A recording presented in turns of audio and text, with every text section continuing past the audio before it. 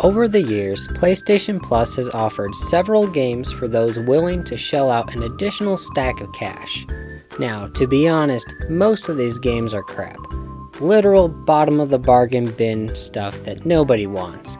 But here and there, Sony gives out a few bangers. I'm Nerdstitution, and today I'm going to tell you about 10 PS Plus games on my backlog. Just a quick disclaimer, most of these are offered through PS Plus Extra, since that is the tier I am currently subscribed to, but a handful of these were offered during certain months for the Essential tier.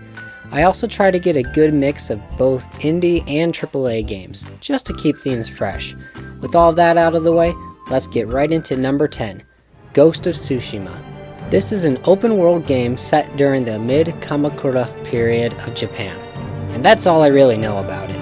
I've partially been avoiding playing this one since there are so many other huge open world games I've wanted to play, but I really think that the setting of this game is neat. Samurais are cool, optional stealth is fun, and I've heard there's a guidance system that's actually unobtrusive and fits the theming of the game. With the recent PC port drumming up more conversation around the game, now's as good a time as any to finally see what I've been missing. Number 9, Tunic.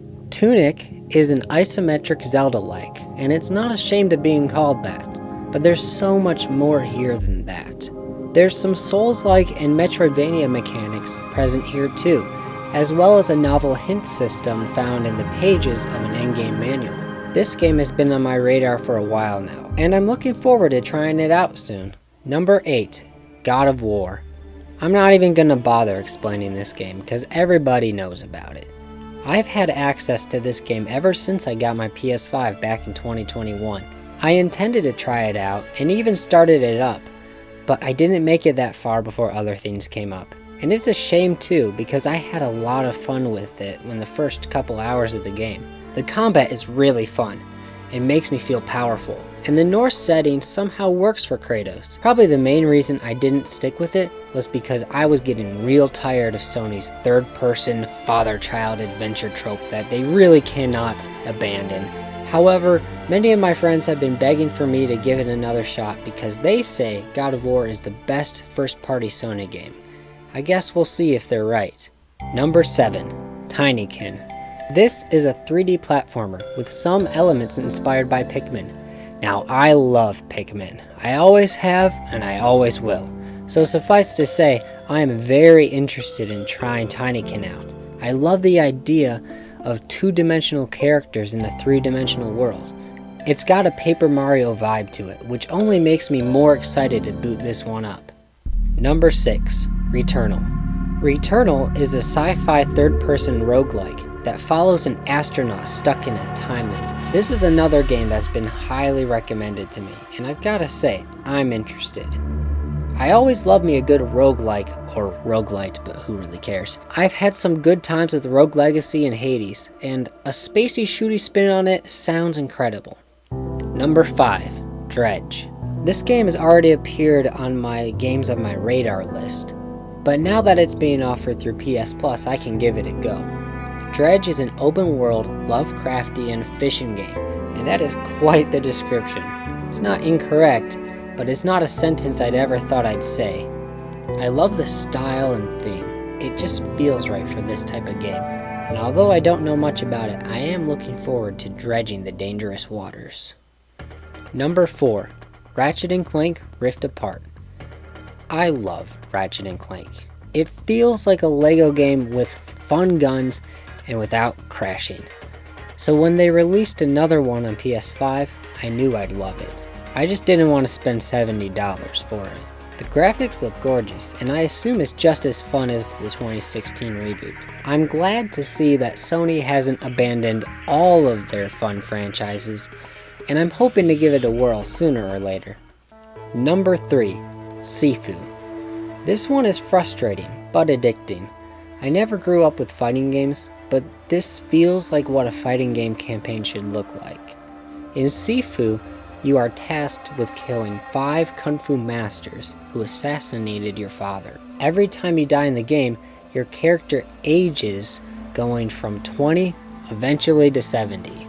The age counter goes up by more if you keep dying back to back, and the counter goes down after beating up a bunch of bad guys or killing specific mini-bosses, or I'm not exactly sure what the qualification is, but it can go down. So far I've gotten through each of the stages, but the third and fifth one really are giving me trouble, and I think it's all about learning the right patterns and inputs for each situation, but that's not as much fun as speed running through the first area without dying, which I've gotten pretty decent at. Eventually I'll get around to getting good and mastering the other levels. Number 2, Control. Control is a third-person weird game. I don't know that much about it, to be frank, but it's enough to attract my attention.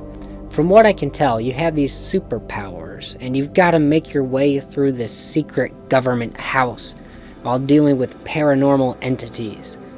Oh, it's also connected to Alan Wake somehow, so it's got some creepy elements. And with the recent release of Alan Wake 2, maybe it's time for me to look into the Remedy connected universe. Finally, at number 1, we have Animal Well. To be honest, this game is the entire reason I made this video. I just really wanted to talk about Animal Well. This game is incredible. Ever since 2021, I've been really into Metroidvanias. I played Ori and the Blind Forest, a sampling of Hollow Knight, and of course, all of the mainline 2D Metroids, as well as Metroid Prime Remastered. Each of those are amazing in their own right, and I'm very pleased to say that Animal Well is just as amazing, if not more so. This might be the only instance of a game where I consciously thought, wow, this world is so intricately designed. Each of the tools you are given, they just work within the world. There are secrets everywhere. The map isn't huge, but it connects each of the areas in a very natural way. And yeah, of course there are times when I got stuck, but it isn't long before I find exactly what I need to progress. There are multiple uses for some tools, and when you stumble upon the solution to a previously unsolvable problem, man, it feels so good.